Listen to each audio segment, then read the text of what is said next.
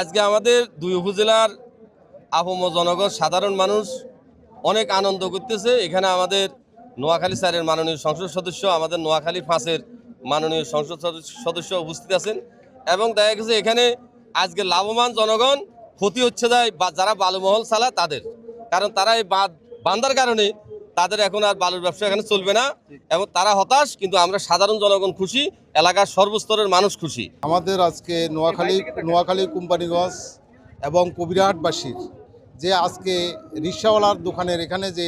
আনন্দ একটা বিরাজ করতেছে, ঈদের মতন যেভাবে ঈদ আমরা উপভোগ করি সেম ঈদের মতন আজকে এখানে উপভোগ করতেছে।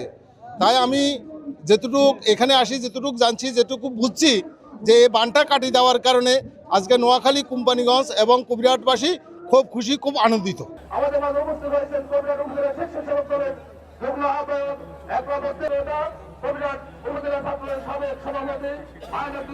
নোয়াখালী জেলা বিএনপির সম্মানিত সদস্য,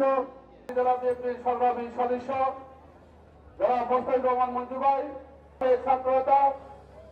কবিরহাট উপজেলা বিএনপির সংগ্রামী সদস্য সচিব